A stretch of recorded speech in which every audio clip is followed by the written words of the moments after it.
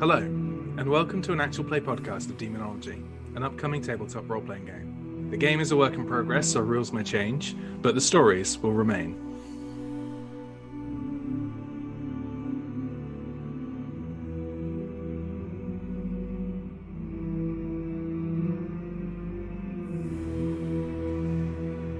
Hello and welcome back.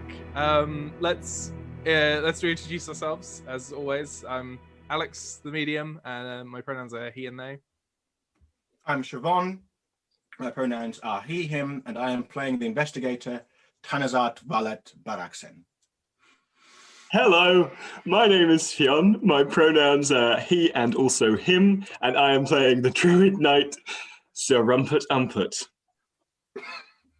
Hi, I'm Mo. I'm playing Eli Thorthorn, a reformed rogue, and my pronouns are they, them. Hi, I'm Josh. My pronouns are he, him, and I'm playing the thaumaturge, Piotyr Benedictus Kershimov. Hi, I'm Felix. I use they, them pronouns. I am playing Dr. Jude Chatimont, who is a reformed rogue. Lovely. So, last time, lots of devil's bargains.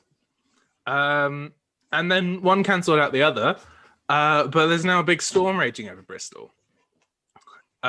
So what, very quickly, what did everyone get up to? So Rumpert, being the big, happy lad that he is, found some new friends, or rather some old enemies that were then swiftly converted to new friends in the Scottish cohort of expats, clansmen. Clansmen? We're not going to call them clansmen, are we? I suppose they are clans people. Clanfolk. Clanfolk. Not clansmen. Meanwhile, Piotyr and Eli, mostly Eli. Eli scaled the chimney to once again witness the huge, fiery, snake-riding, weirdly attractive demon. Mm-hmm. Absolutely giant, towering over the sea. Mm-hmm. Harbor him, that's it. Also known as AIM sometimes. Ah. Then I'd say that he is harboring ill intent. I think so. them's the jokes hour. No more jokes from now. What did Jude get up to? Some cool spy shit. Jude followed Oscar Blinkley, who was decidedly an idiot and incapable of covert action. Followed him to a suspicious interaction, attempted to use Martha as a distraction unsuccessfully, perhaps because, as the people have been voting, Martha is terrifying. Martha will pretend to be sweet and confused and lost. Martha plays with scissors. Listen, she doesn't know what she's doing. I would prefer that she did. I don't like the idea of Jude guiding around this sort of like young girl who doesn't know what they're doing. Listen, in the future, she will become proficient at hacking and slashing. For the moment, her goal is to poke her weapon through someone. When you said hacking, I was like, cool, computers? Sick. He's in. Yes, in the 17th century. 17th century hacking. I shouldn't have been taken in by that for as much as I was. I am happy to write her as being immortal, so she could be among us right now. No. Well, that's an official ruling now. Shut that down real quick. Shut down. In any case, this resulted in Jude doing some Matrix / Kung Fu Panda shenanigans and incapacitating the Spanish Keira Knightley. And Well, I've also realised Spanish Keira Knightley was Penelope Cruz in Pirates of the Caribbean 4. Yeah, but like, I didn't see Pirates of the Caribbean 4, so I can't. Oh, it's horrible. No need. It's a bad time. Waste of time. In any case, they are on the brink of negotiation. He's attempting to perhaps get her assistance in generally ruining Oscar Blinkley's life and finding incriminating evidence. And then Tanazart on her way with Lady Chesley. Yeah, just a pleasant horse ride. Yeah, Until some locusts turned up. Oh yeah, the And then locusts to get got there. through the locusts, I caused the storm to happen. So I was stewing on this, and I was like, where would it make sense for the locusts to go? They go into the ground. Do they? Locusts burrow. Whoa. And those cicadas. Well, Well, they're of the same. They're of a similar lineage. But locusts come from the ground. That's where they kind of gestate. Not Yeah. gestate. That's not the right word, but you know what I mean. We'll say gestate. We'll say gestate. Incubate? But yeah, they rise from the earth. That's what's kind of like sort of biblically horrifying about them. They rise from the earth and then make thick the air. well, Yeah, that's what's biblically horrifying about them, that they come from the earth, not that they swarm in the thousands. so Well, then they remove the earth with them by taking the crops. you very successfully neutralized my plan of having them rest in the manor. With your silly facts about the Well, actually, aren't insects generally drawn to heat and light and the sort? Unless What, they're they're going to fly up to mosquitoes. the lightning? Not the lightning, but if the manor has lamps and stuff that are turned on, can a lamp that's based on oil be turned on? yes. Well, you Lit up. turn a little lever. I see. The technological advancements of the 17th century. Please don't fill the manor with locusts. Oh, okay Yeah. then. Good job, though. It's So fucking easy. let's let's pick up where we left off with Tanazar entering into the manor. So you there's some lovely pictures of Barrow Court that can be found online. It looks absolutely delightful, and you can enter through the main entrance. It's a sort of thin building. It's about maybe 2 rooms deep, but like it's very wide. I think it's about like 10 rooms long. And then it's sort of like L shapes a little bit down the way for another like 10 rooms, or they're probably about 3 rooms considering the way that they made rooms in these sorts of buildings. But this is the sort of L shape of Barrow Court. So Lady Chesley and Tanazart arrive into the sort of like reception receiving area, and there's no one about. There are a few oil lamps still lit, and Chesley says, right, well, we've got an idea of where these papers should be. Hopefully this swarm of locusts hasn't put too much of a chaos on the building.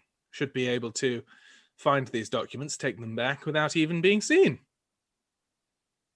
My thoughts exactly. So do you just have a little bit of a search and try and find the offices? Yes. So you get there.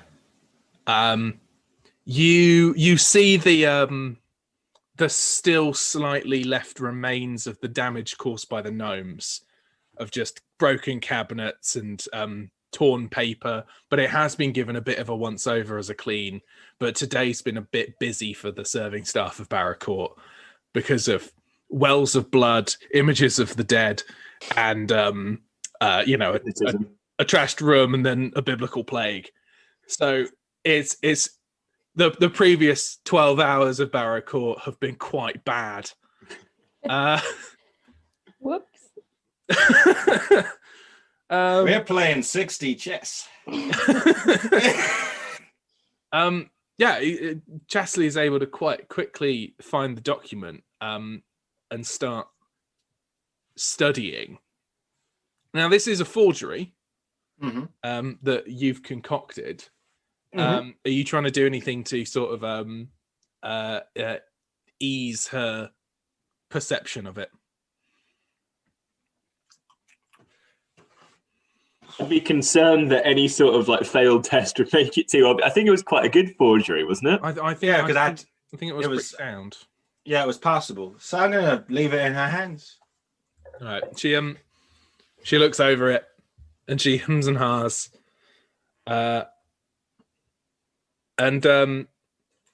What exactly did you forge down?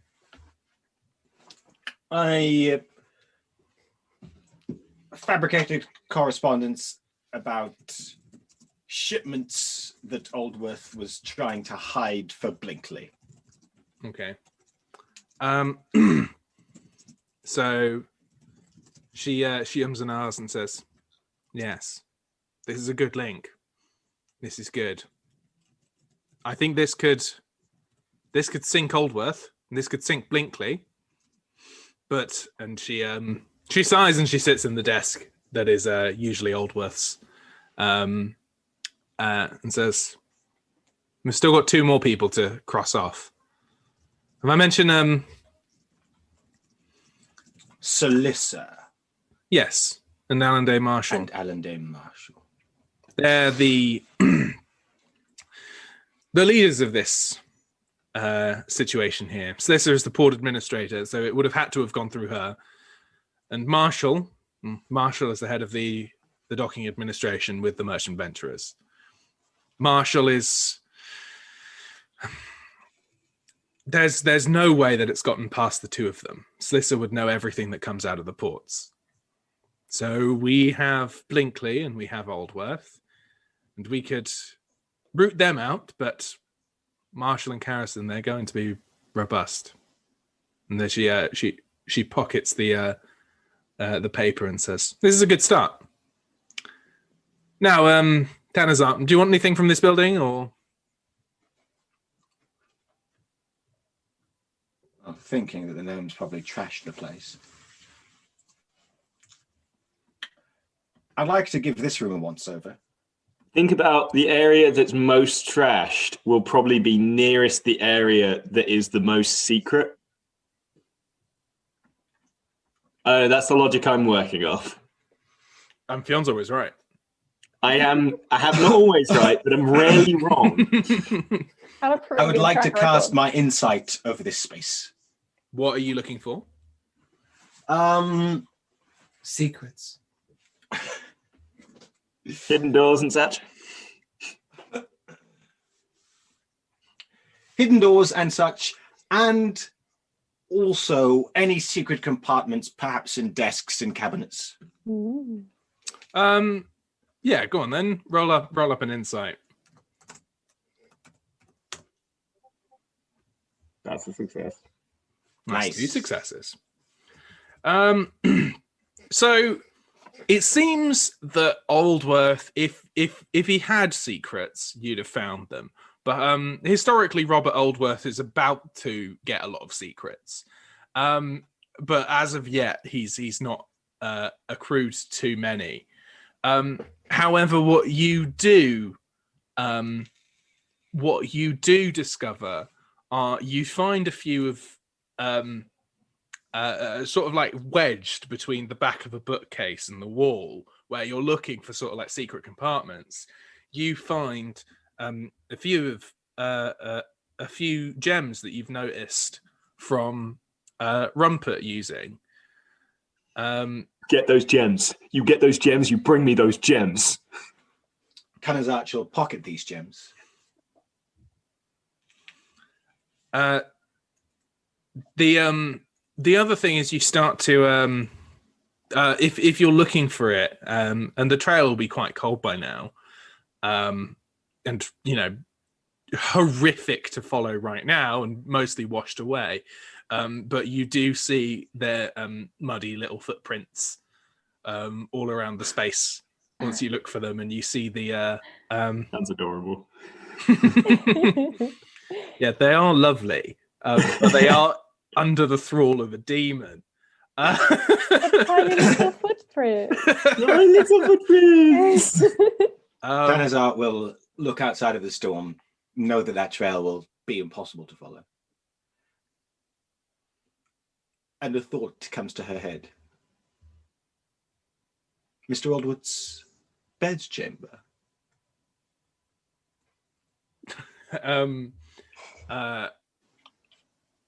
Chastity says, "Why, of course. This building is ours for the night." Marvelous. So you head through. It's I think it's a muted grandiosity. There's wealth, but not the sort of these are fabulous imports from across the world. It's like these are some of the finest materials one can buy locally for not breaking the bank. I've got money to spare, but I can't go monarchy rich. It's not Versailles, but it's the nicest you can do in Bristol. Yes, it's the nicest you can do in Bristol. Is there anything particular that you want to root about here and get? Does he have a writing desk? That would probably be in a study. Any books, any papers in this room? Nothing that stands out too much. He seems to at this point be a relatively boring man. He doesn't have too many outstanding interests. Nothing alchemical, nothing magical, nothing. He's got his Bible. He's got a few ecumenical texts, but nothing that might indicate his that he's too pious. What do we think, party? I say do another insight sweep of the bedroom. Can't hurt. I'm happy to let these two successes ride of being Okay. this is your search for the building. Yeah, there's not too much of note in the bedroom unless there's something specific that you're after out of this guy. I want to find any links to Slissa and Alan Day. That's what I'm hunting for now. It's he has no links to the merchant venturers. He was about to be groomed for the merchant venturers essentially by Blinkley. Let's go down to that cellar. See if he has any illicit goods. You could just rob him blind. Does he have any cash? Yeah, definitely. You could absolutely rob him. Give us money.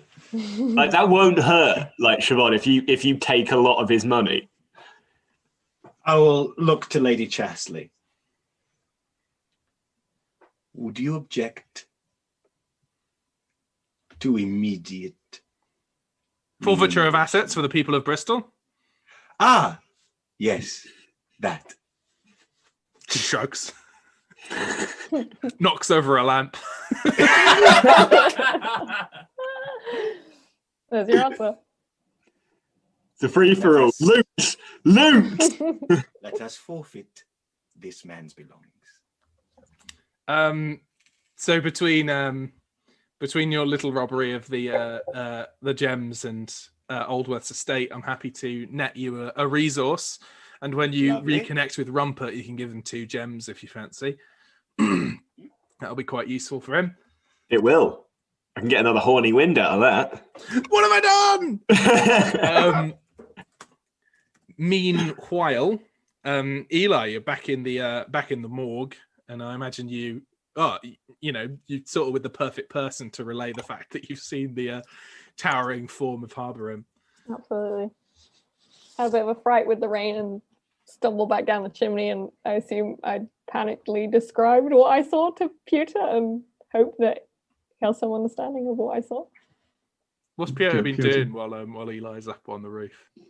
Well, I think, was there anyone in with us in the morgue? Leonard Dogmorton's upstairs. He's tending to a few patients. So he's mostly engaged upstairs. He essentially runs a little clinic for the people of this area of Bristol. Funny, because in my imagination, this place is just the morgue, and when you said he's tending to some patients, I was like, just dead people there. So the morgue is downstairs, and he's got a practice upstairs. This whole time he's just been loudly sawing open a rib cage, really disrupting Pyotyr's thoughts. Hammering at a sternum. Can I make this Y incision? I feel like they get along. Yeah, no, we don't. That's what we've been doing, just chilling out. No, I think Piotyr will have stayed down in the morgue just to be on the ready. But if there's nothing else in there, unless there is any other creature or I don't know, something he could entertain himself with by staring into a corner at a funny pattern of mold. Piotyr stares into the corner at a funny pattern of mold. Does he get anything out of that? Weren't you going to ask the doctor to patch you up a little bit? I can only do that during the night, can't I? Yeah, you can ask him now. But don't I? Oh, so what? I ask him to patch me up, and I heal during the night. I mean, he can come visit you, or patch you up now and make the roll over the evening. Sure, I'll go patch myself up if there's nothing really to do in the morgue. I want to hear the description of how you've come around to this injury to the doctor, please.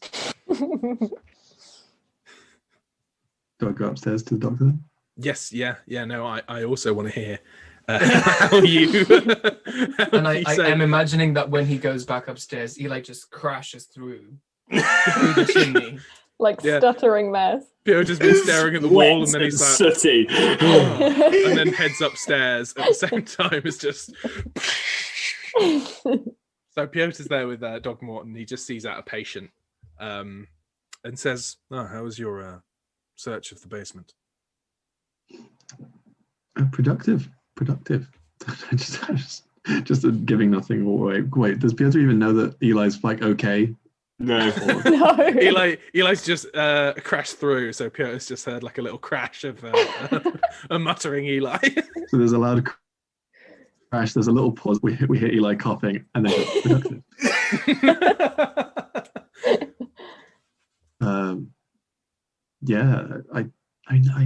I don't really know how to ask for him to heal because did we establish that I was just kind of incredibly bruised and kind of discolored Slight concussion. on the front.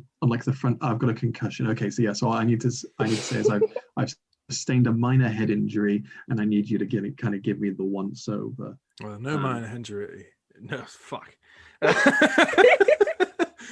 No head injury is a minor head injury, of course, sir. I'm just sitting down. I don't know. He taps you on the head, medicines you. That's how medicine works. It's the 17th century. It only goes so far. He slaps a leech on your ass and sends you off. Puts a few leeches on you, draws out some of your blood. Does he say I've got too much blood in my head? That's what's causing the problem. I see. Because I will have to roll if that's a roll for a trepanning survival. No. I'll give you an extra dice when you get home and have a little bit of a rest if you want to medicine your injuries better. Does he not ask what happened? Yeah, I think he will make pleasant conversation as to he was quite preoccupied with the head wound. Mistake to engage in pleasant conversation with Piotyr. Piotyr brings out the spine. What you do is you kind of you see Piotyr kind of like shift up in his self, kind of fix his posture as if he was sort of sat at a pulpit lower down, ready to kind of give a tale about how he conquered the devil and vanquished evil out of the spirit of a man, thus saving one pure soul by crushing with his mighty grip, endowed by the Lord, a bugbear of infernal employ.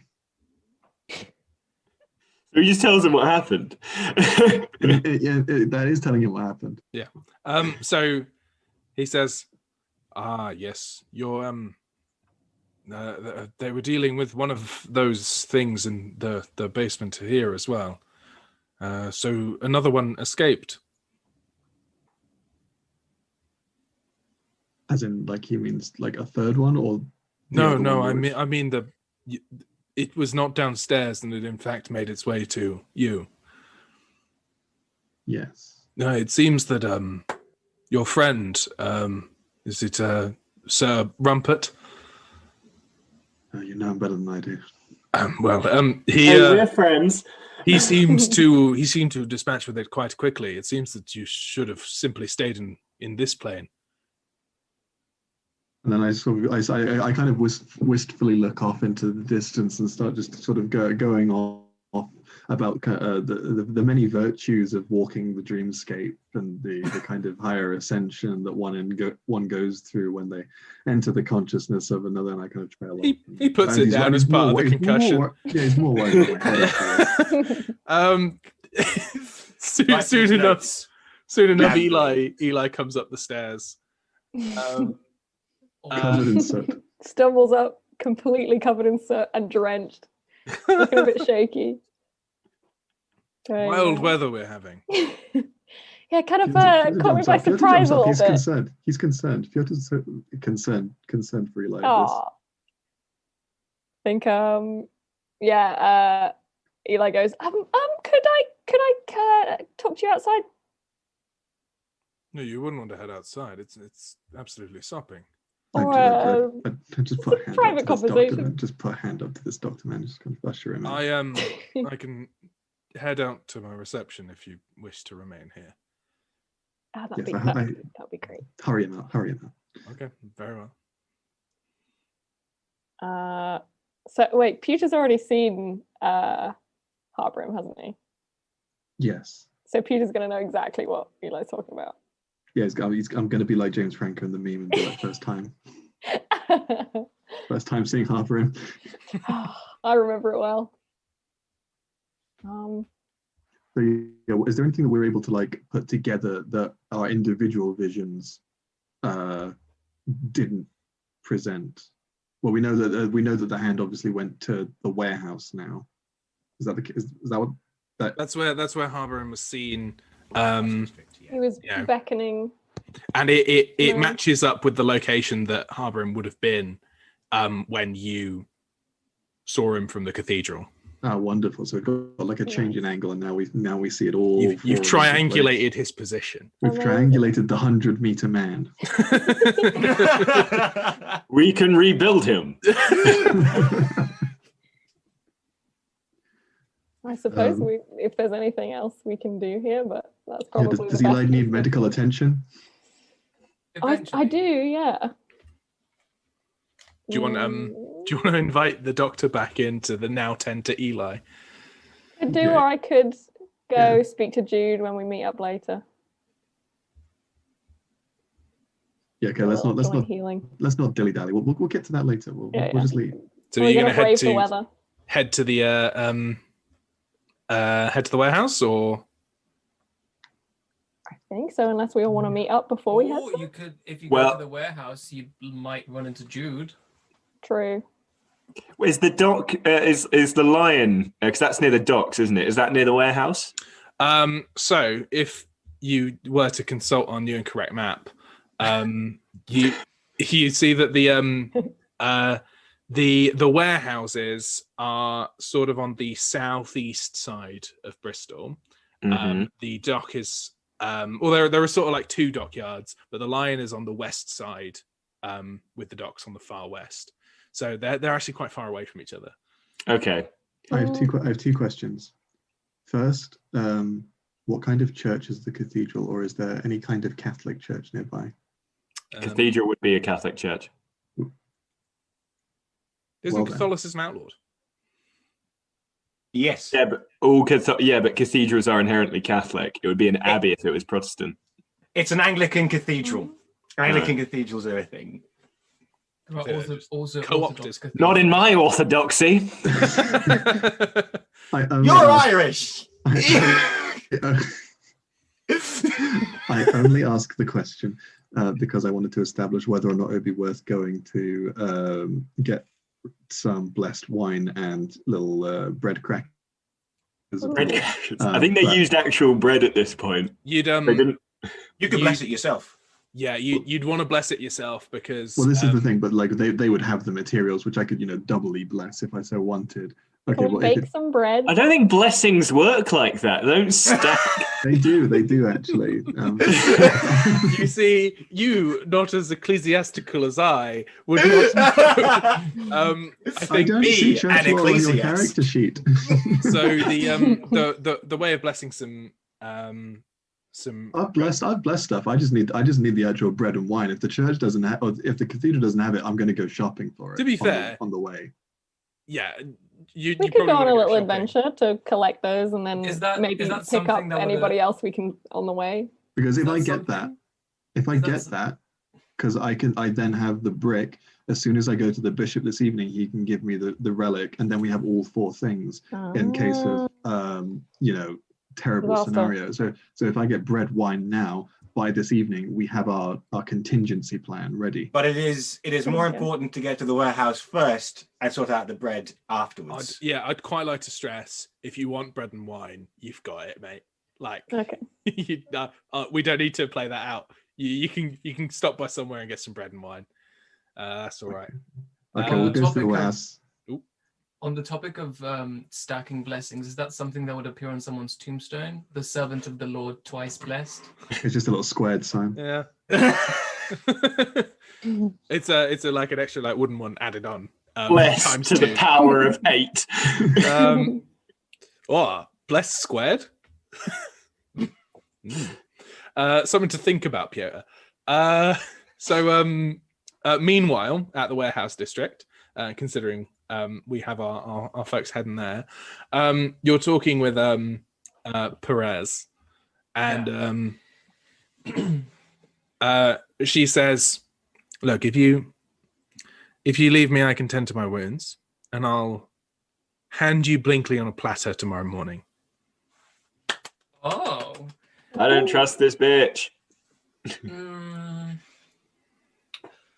Leave Martha on her in the evening to keep an eye on her. I can't do But don't let her know that you're leaving Martha watching her. Obviously not. I'd have to roll for that. And then look at what failures I have from that.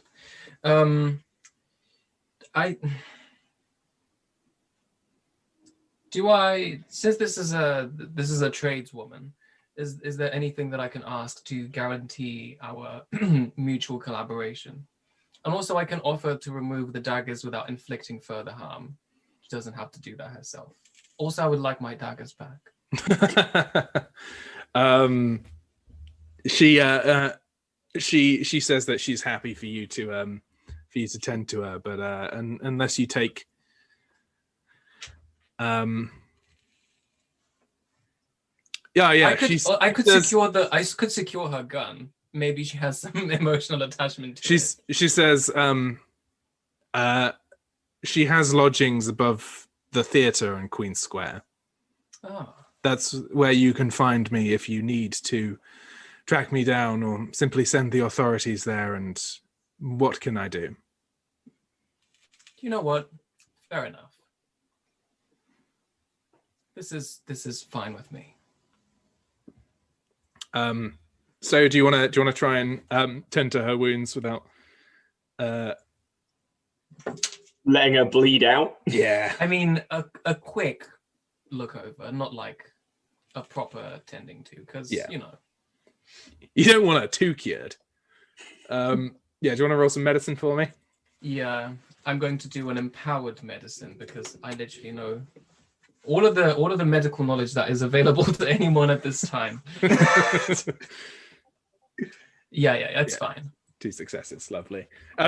Usually people are like, can I use my surgery knowledge? And I'm like, do you want to perform surgery right now? But I feel like at this point, yeah, fair. It's sort of surgical. Lovely. So you remove your knives and retain them. And she's back to walking, if with a limp. And so you head on out and you want to assign Martha to watch. Is it evening enough for me to do that? Yeah, it's getting dark, and by the time that Tanazart is working her way back, it'll be. Well, we could waltz out, and I could let the little bird know that she has a thing to do for tonight. Do I roll her stuff now? We'll put a pin in that just for now. Okay. Just because it's nice to roll it and then see its impact. You see, as you're heading out, she sits back on one of the crates and seems to just catch her breath for a bit. Do you take her gun in the end? What does the party want me to do? Leave the lady with her gun. Can we trust her? The dude's already gone. I mean, to be completely honest, what can she do? She could just put a bit of a needle in our plans, but she's agreed to help. If she does, I will hunt her down personally. Narratively, I will go and find her and destroy her career. Okay, I think she can have a gun then. Gonna say it again. As a little treat. Simply terrifying. Piotyr and Eli arrive in the square about the same time as Jude is heading out. So you are all together. Where do you want to head? It's absolutely pissing it down. It's torrential. Alors, I think we should find someplace less wet to speak in. Piotyr, perceive. Perceive? Ooh. He might be the only one out of all of us to have any sort of arcane knowledge that could see magics happening. Oh, Actually, Rumpert's the only one with the relevant magical knowledge to see anything that's going on. Damn. He's the only one with druidic and fey studies. I'm useful. Yeah, but that's for the gnomes, not for the demon. Oh, that's true. And he doesn't have demonology and bound taxonomy. And he wouldn't want it. So, Piotyr, are you wanting to try? Yeah, what do my thaumaturge eyes see? The thing is that Eli sort of was able to do it earlier because Eli was very much on the right track of this was somewhere where the hand had been bleeding magical power. Still sort of in that same because you can sort of piece together the timeline of if you think about it, the church or the cathedral where Sinead leapt from was the time where Sinead made the pact. The place where Sinead was taken to then was the morgue. So that is, like, timeline wise, directly after it's that night. And if we go exploring and the hand happens to not be there and we just find the lair, we could just thrash it to, stop them from doing the bad. So the problem that you're encountering is you're not necessarily in a place that is bleeding magical energy right now. So we Just sort of like in a square. Yeah.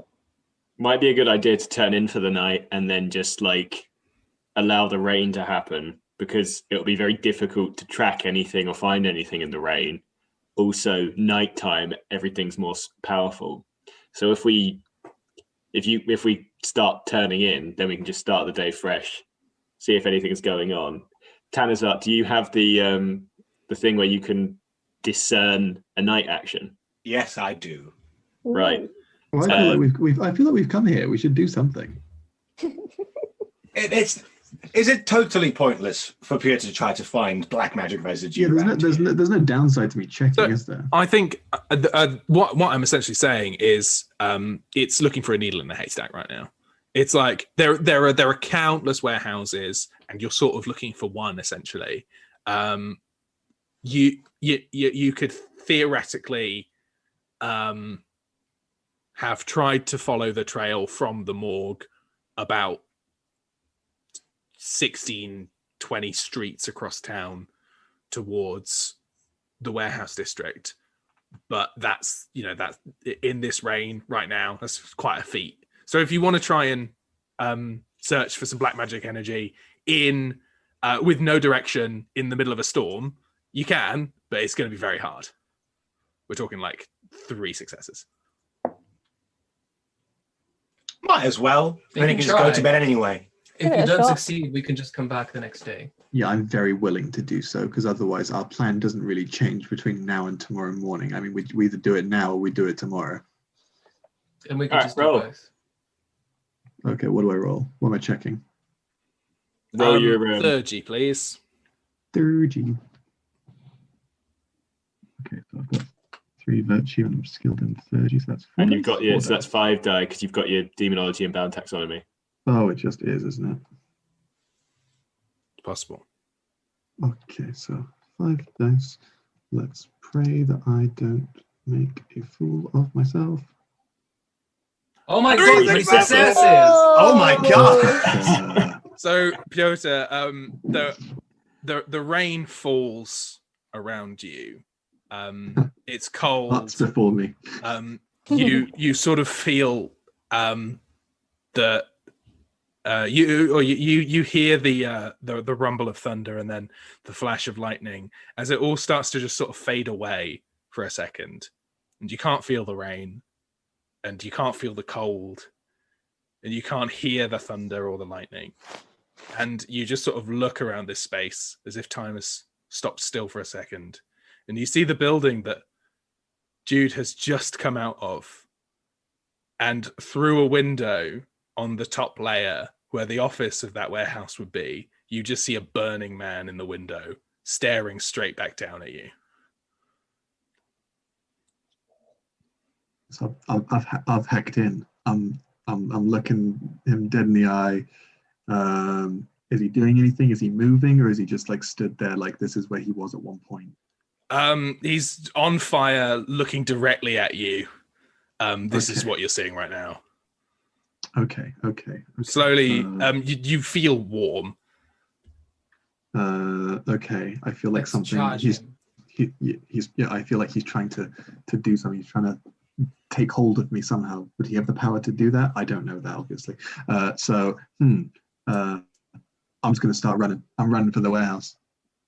I'm yelling back to them. We're charging. So you crash through the door, and Perez, it just sort of turns. It appears that she's started to go up towards the warehouse office.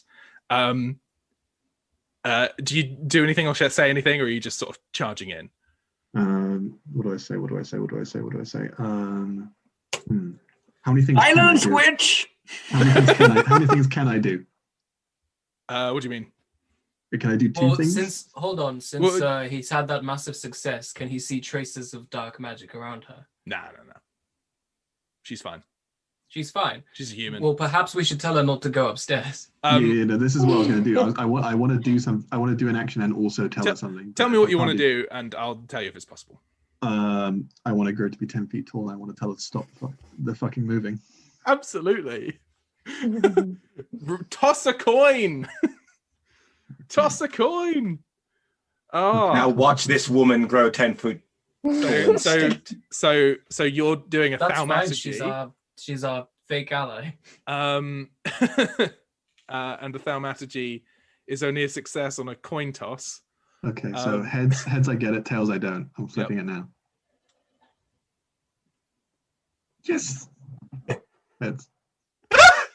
Was that like doing it in browser? Yeah.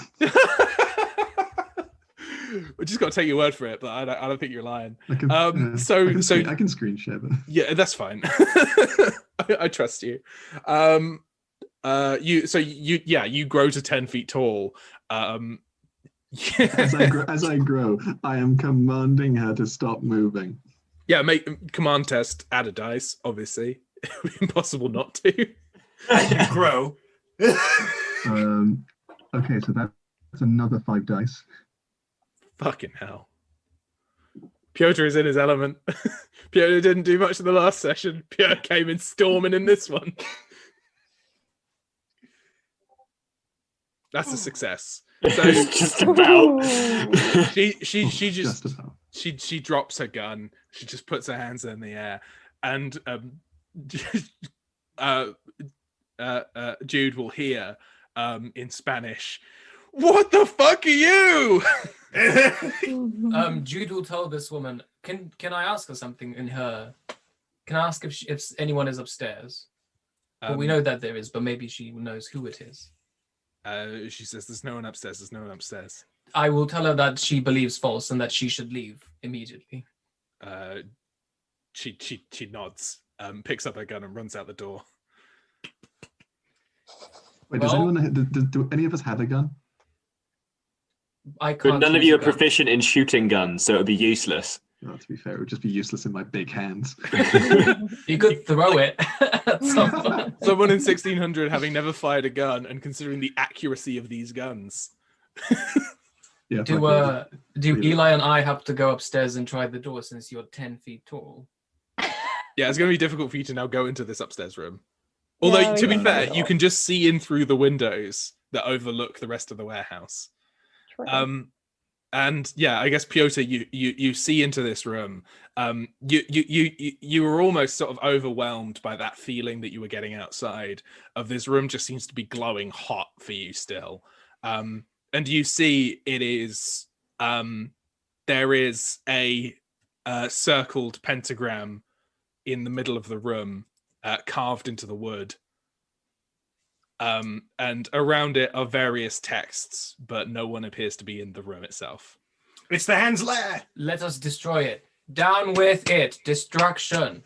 Well, maybe we should read what some of the texts are before we just destroy it. Of course. Can I cast a miracle? I if possible. Please. I would like to cast my sweet smelling oils of Saint Simeon the myrrh streaming. Yay! The greatest miracle, or the greater version of that miracle. If I'm successful, sanctified myrrh will stream from me, my big 10-foot body, and any number of my allies that I select can be not affected by magic, positive or negative, for 1 hour. Damn. Delightful. Considering you're already affected by the miracle of growing 10 foot tall, I won't negate this unless you want me to. No. I'm staying. Yeah. That's No, of course. I will. How long are you 10 foot tall for? I will just say I am 10 foot tall until the next dawn. All right. I would like to. Up to the bishops as this. I'd like to say, Piotyr, technically now your bread and wine is sanctified and blessed. Because this also sanctifies all your equipment. So you got that blessed wine. Efficiency.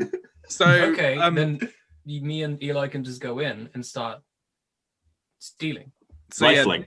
yeah, the room is empty as you enter it, but Piotyr, you feel a presence there, but not in this plane. He's in the dream. Oh, we have to go back in the dream. Well, you don't have to. You don't have to. Bring the rest of your party to do that with you. Yeah, you can send for us, I suppose. If only you had some sort of magic power that could transport messages over long distances. Oh, wait. I've got that, and I'm drunk. You're not drunk. That was what the test was for. Yeah, this is true. I'm not drunk. I'm just in the arms of... Feasibly, we could ransack this. We could send one of us to the Lion to bring you and the Scots people. Well, do I not So have my Eli- name, my squire? Eli and can- Jude, we can get to your squire in a second. Okay. Your And squire's we can send a message through you to Tanazart to meet us at this place. So Eli and Jude, you're in this room. There's a circled pentagram on the floor. There are various accoutrements of black magic accompanying it, and several texts strewn about the room, as if sort of reference books, as and when. Eli has no understanding of black magic and pentagrams. What would you like us to do here? Ransack the place. Take it all. Okay, stealing. Sure. There we go. There's a mechanical benefit to destroying a hand's lair, which is that they're less able to act during the night because they Let's just don't wreck have the place. yeah. If we thrash it now, will the presence dissipate? Should we wait to investigate it with everyone else present? So, Piotyr, you can notice that the presence is definitely reactive to the people in the space, and appears to be leaving. Okay, so we need to do something now. Like scrape up the pentagram using like a scythe or a knife or something like that.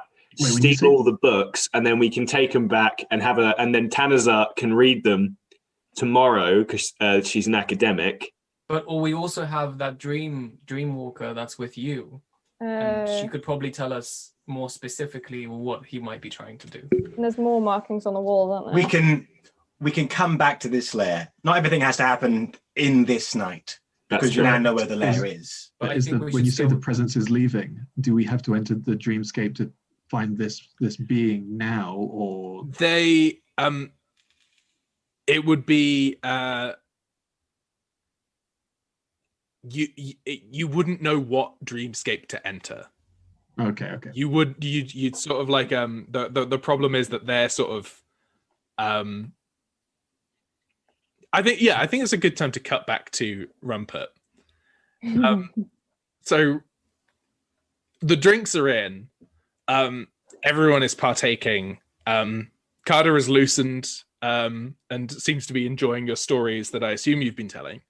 Yeah, so we cut back, and very much like that that thing in movies where you get to like the last line of a joke, Rumpert says something along the lines of, "Orphans? I thought you said morphans," and then everyone laughs.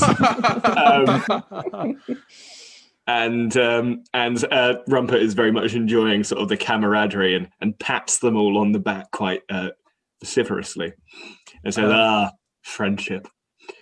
And the dog barks. And then Rumpert looks at the dog and he starts telling a story about a man named Klim, who's a friend of Rumpert's, friend that he had to kill. And he looks at the dog. He looks at the dog dead in the eyes and he says, "You remind me of Klim. I shall call you Klim." And dog says, as you see a tear come to his eye, "That's okay. You can call me Klim if you want. That's mine." And he says back, "Thanks, Klim." So dog now has a name, and that is Klim. Klimm. Rory says, "That's a beautiful moment. Thank you for sharing that with us. I've no idea what you said, but it was beautiful." The dog appreciated it. Yacht leans in, butchering the name, and says, "Shall we get down to business?"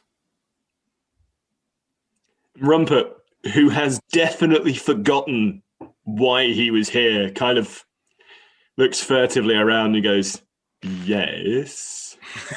Rory seems equally as disappointed and confused. Yacht says, "You wish to know about dreamwalkers?" He kind of slaps himself in the face and goes, "Yes, dreamwalkers. How do I walk in the dream? How do I find the dreamwalker? And what do I do when I find him?" Well, it's important to know about Sinead. He was the son of a powerful dreamwalker, but he ran away when she died. He's been missing for about a year now. We finally tracked him down here. It's imperative that he wasn't away for long, but here we are, and here he is. And a dreamwalker has incredible power. Spend a very long time training their power of control over another person's dream. Some will soothe the mind of those with turbulence in there. Others, they have more power, more control. Do you understand how the dreams work, son?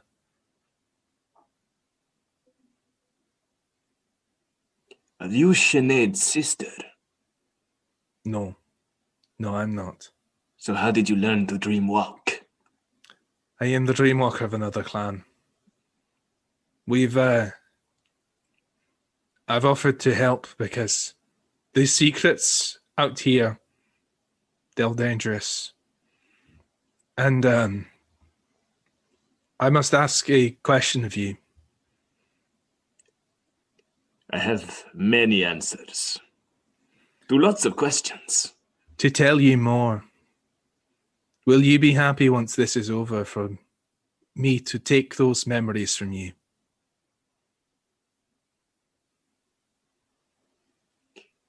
You want to tell me a thing so I can forget it later? Let me tell you, that is not something I am particularly unused to. And he pats the barrel of booze. She says, good. If you're happy, then these secrets will remain ours. And Rumpert kind of makes a noise as just sort of like a... He's very uncommitted to this. Like he doesn't care about whatever information they're going to get. And thus doesn't care about losing it. The dreaming works in two ways. So long as you stay attached to a person, you're safe for a time at least. But if you venture outside into a wilderness, it's a deadly, dangerous place. There are powerful creatures there that you must respect and fear. It's my fear that if Sinead's powers have grown, he may be wandering this place freely.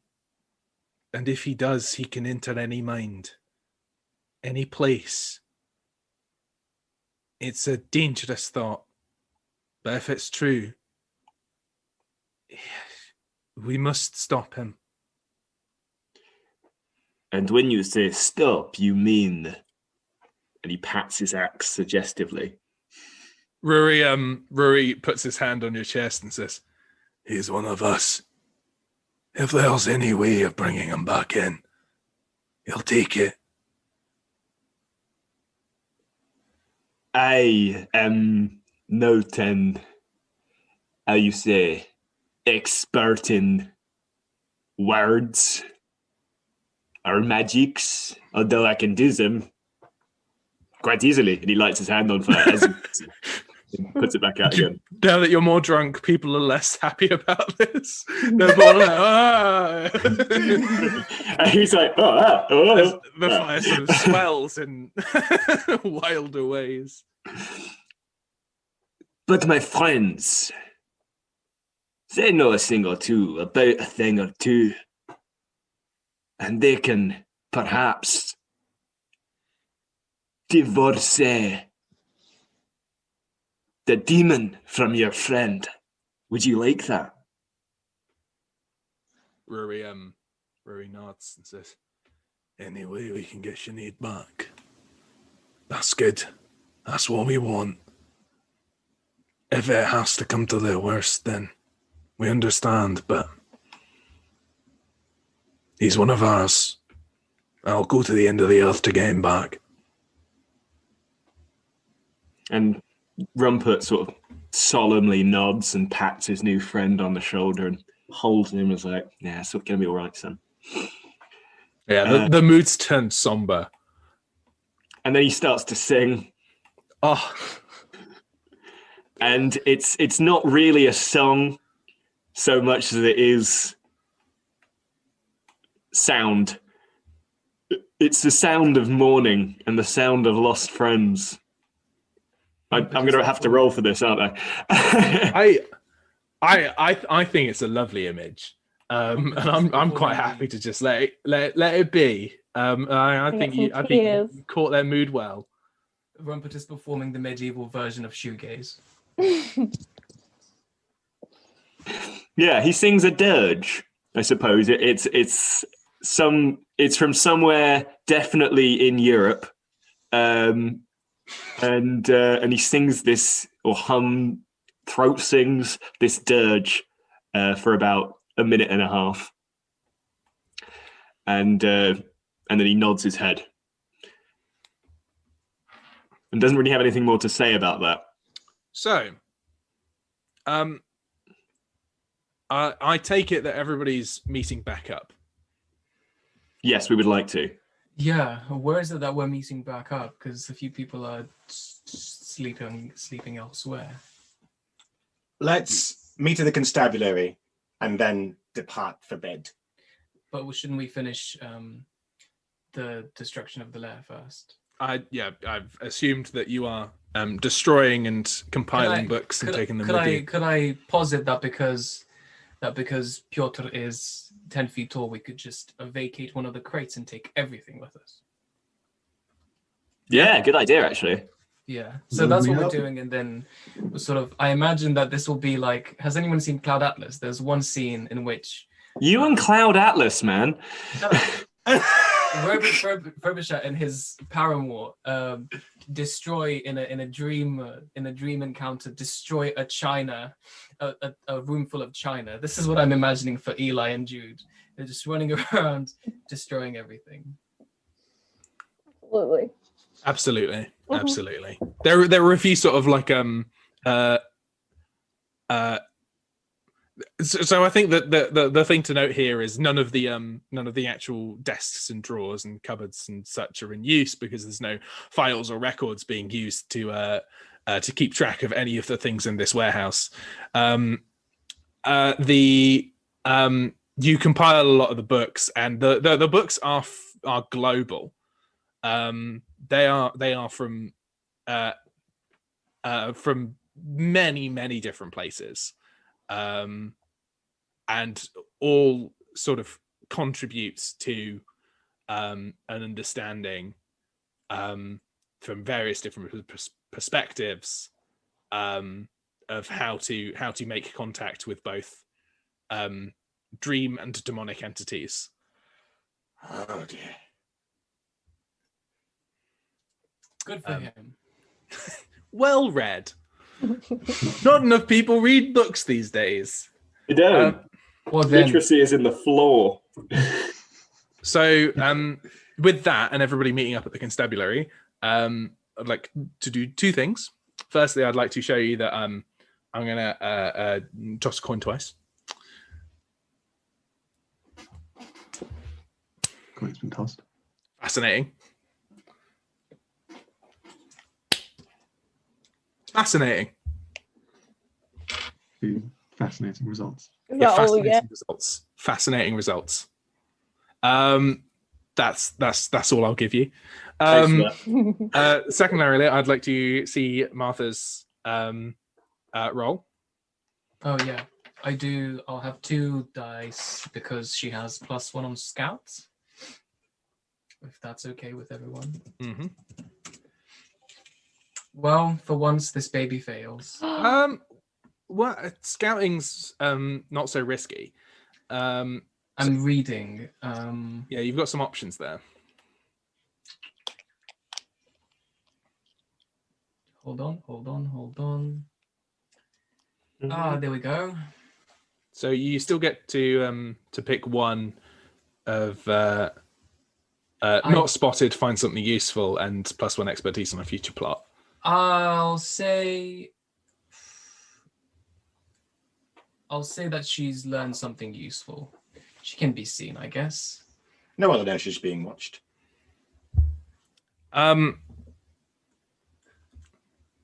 Okay, so you're all at the constabulary. What is the how do you get Piotyr across town? Walking through the rain. Who's going to be out? And Pissing with rain. He's singing. He's having a great time. Can Piotyr carry us? I feel like we'll get there a lot quicker. He's already carrying a big crate full of black magic books. We can sit in there. It's fine. Eli can sit in there. Eli just wants to be carried. Yeah. Eli's gotten really used to being carried by burly men. It's a comfort.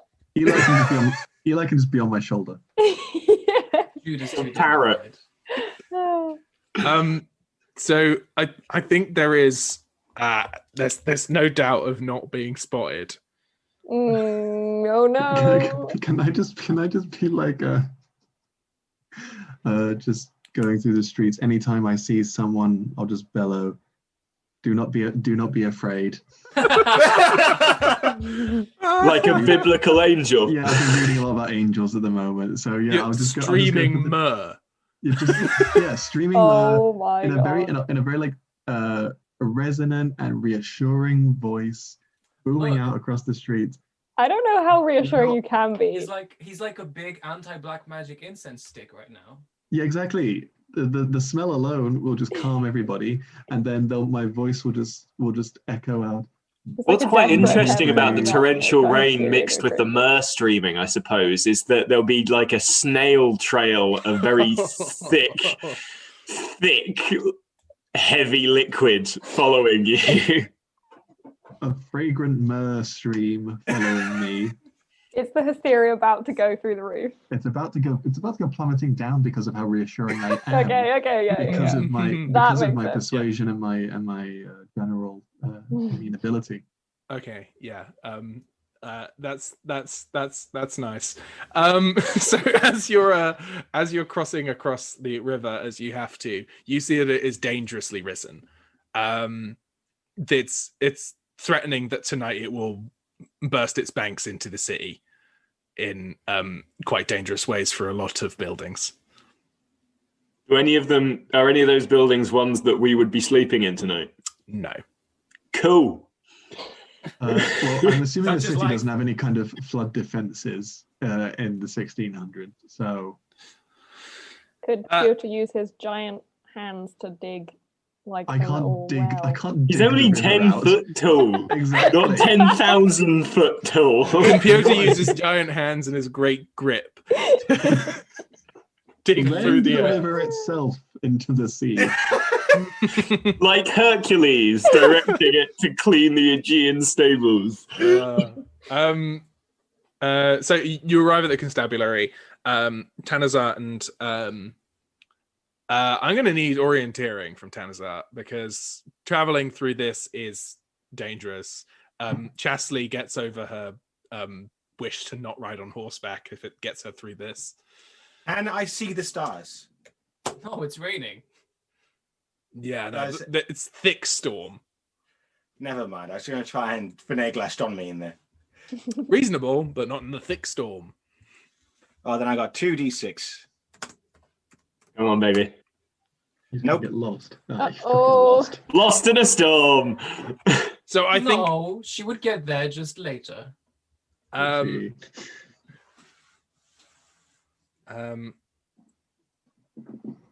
Yeah, okay. Well, I'll swap around the order of things. So you're at the constabulary. Morton, yeah, I mean Piotyr makes a scene, but do not be afraid, everyone of the constabulary. Sally Dog Morton faints. Jenny, Not afraid then. Jenny Morton eventually relays after Faff that Tanazart and Chasley aren't back yet and will still likely be a bit of time, but it's likely that they've been waylaid by the storm, where Jude feels a sort of like a faint malaise pass over him.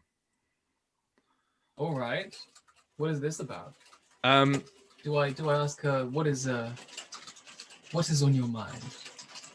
It's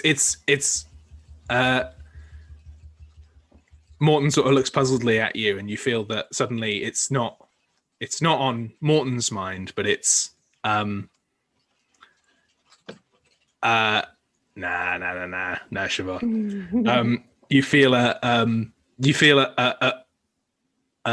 the malaise of Martha in desperate fear as she bursts through the door of the constabulary.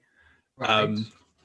And she says that, and you feel this in your head at the same time, just your psychic telepathic link. Yes. You've got to come right now. Do I know where by virtue of this? The merchant venturers. Right. Well, then, can I sound the alarm? Is it safe for us to leave the stuff with at the constabulary?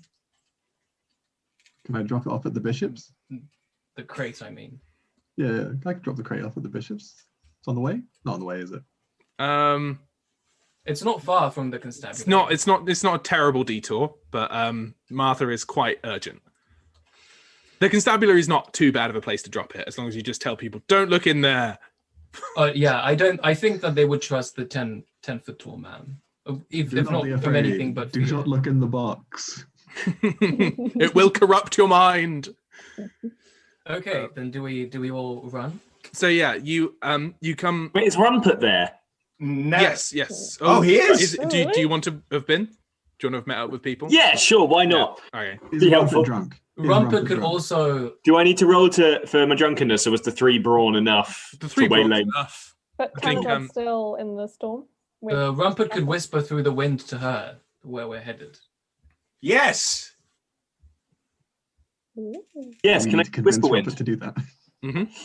Yeah, cool. So Rumpert uses he uncorks one of his bottles, As we're looks running. around furtively, whispers in it, "We're coming," and then kind of goes, No one can see that. This is a podcast. "Yeah, I don't know who can see it, but you all saw it." I and want that the was enough." listeners to know that Rumpert danced around like Tequila. It was less like Tila Tequila and more like a man with a Macarena, with a maraca, a Macarena. So I'm gonna say that Tanazart's with direction. The orienteering is simply you got fucking soaked through, and this is like I feel like it's sufficient to say that in 1600 getting soaked through can cause a station's worth of damage. Yeah. Claire, she's an old woman. Yeah, that's enough bad to for kill its people. best. I saw a great tweet today that was like, people are talking about, what would have killed you in the medieval times? And it's like, stubbing your toe. And it's like, have you had antibiotics? That's 1926. What could have killed you in the 1920s? It's like, oh yeah, fair. It's not medieval times. It's like 100 years ago. So am I sending that to Tanazart to meet us at the Merchant Venturers? Yeah. Yeah. So Tanazart, I think you were right with Merchant Venturers. It's the station's worth of damage that gets you there on time. And you all arrive to the site of, despite the rain, blazing fire erupting from the windows and the door of the Merchant Venturers as it is near completely consumed in fire. Can I just say, my mare is probably withered out by now, hasn't it? Yeah. It's been an hour. You've had an hour. Where's Martha? I can. She burst in through the door of the constabulary to lead you there. Oh right. Okay, never mind. I will say the mer it probably did you wonders back in that warehouse. So as to not catch on fire. And I think the 5 of you plus Martha looking into the blazing burning wreck of the Merchant Venturers is quite a nice place to leave this session. And so let's do our end of session activities. Mm.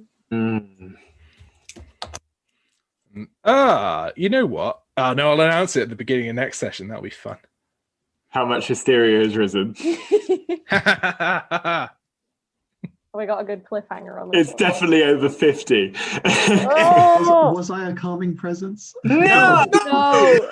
No. 10 foot tall. Do I not even get a roll for that? You're a 10-foot-tall Russian monk wearing robes that presumably barely cover your penis. I really, really Robes grow doubt. with you. As well the as robes making grow eye in a- contact in- with everybody, saying, "Do not be Hey, alarmed." be not afraid. Strong, terrifying eye contact. Probably made things worse. I can't stress how there's no good way out of that. It's just quite a hysterical and not in the nice way miracle. But occasionally being 10 foot tall is very, very important. It's just the fact that it lingers for the rest of the day. So I posed to the group, have you learned a new detail that may lead you closer to the demon's hand? Yeah, we found his lair. Yeah, that's fair. I'll let you have that one. Couldn't we use the fact that we've learned what kind of power he might have at the moment? We knew that already. Oh, you got a bit more about dreamwalking. We got more. We know that he can wander the wild dreaming.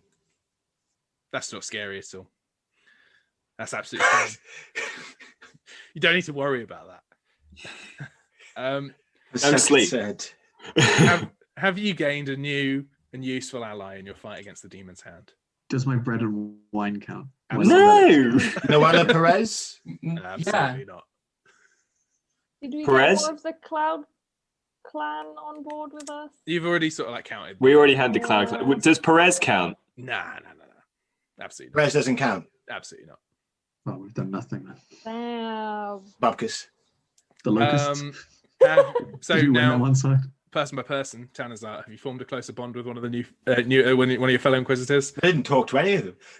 Yeah, you had a great time with Chasley, but sadly no. Rumpert, again, you had a lot of time with Clem now has a name, so does that count? Again, I'll say when he gets a rank in the Inquisition.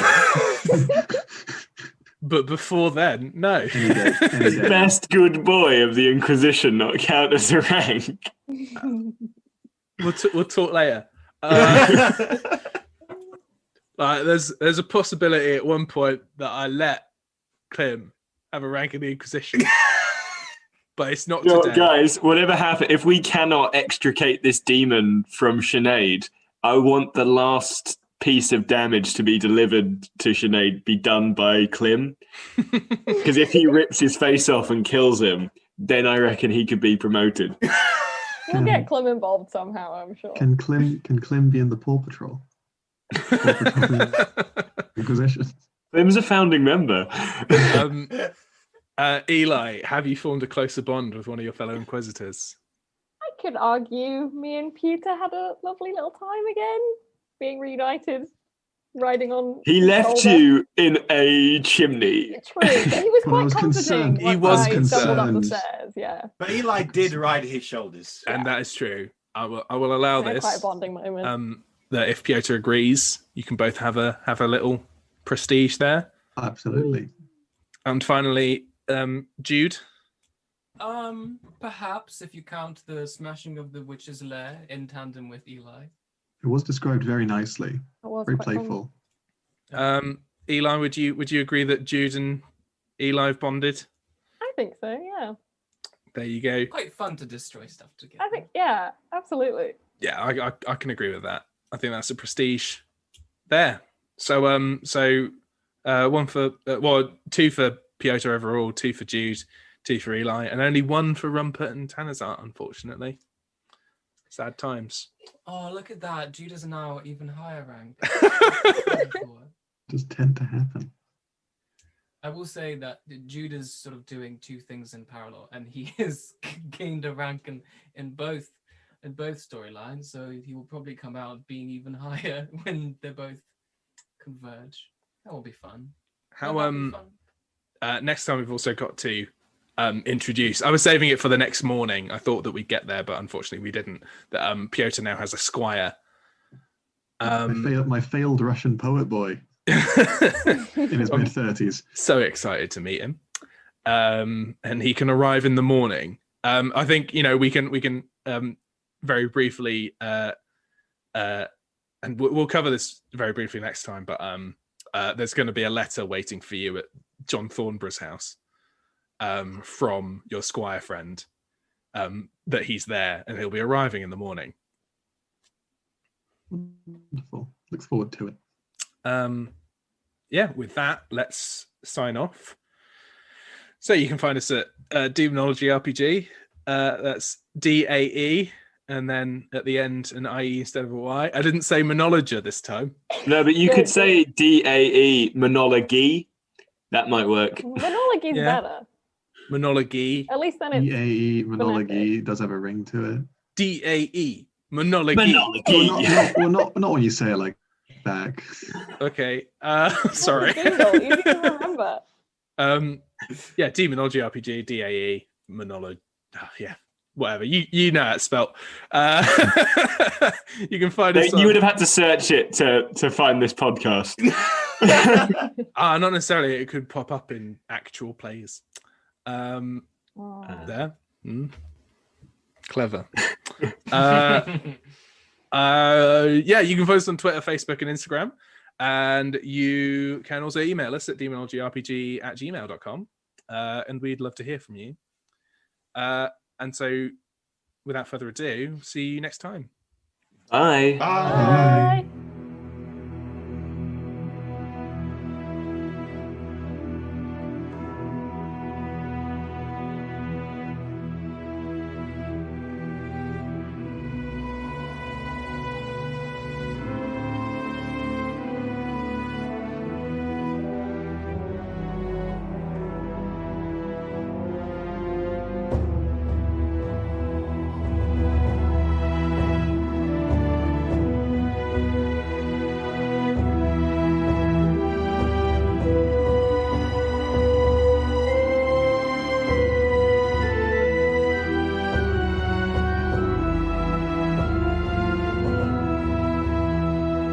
Three, 2, 1, record.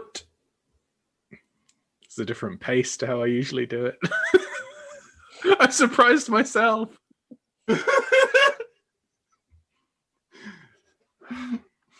3, 2, 1.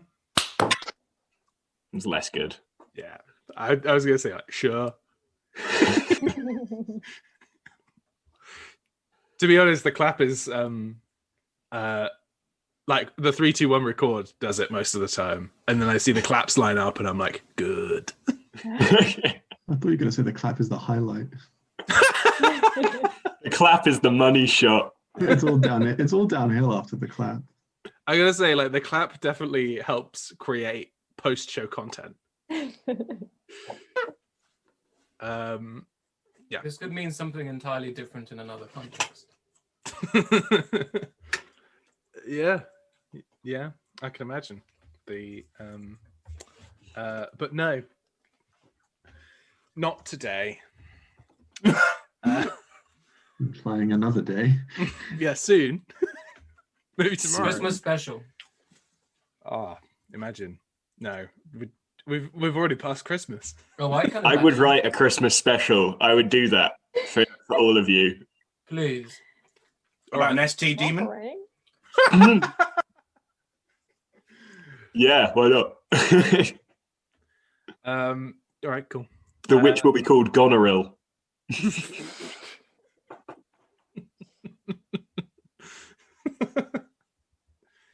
I got to record an intro. Hello, and welcome to an actual play podcast of Daemonologie, an upcoming tabletop role-playing game. The game is a work in progress, so rules may change, but the stories will remain. And remain they have. That makes no sense. Usually my one-liners are better than that. Things. I can't put them in, Fionn. Hell, because you put one of them in. It's well, the music happens. We can delay it.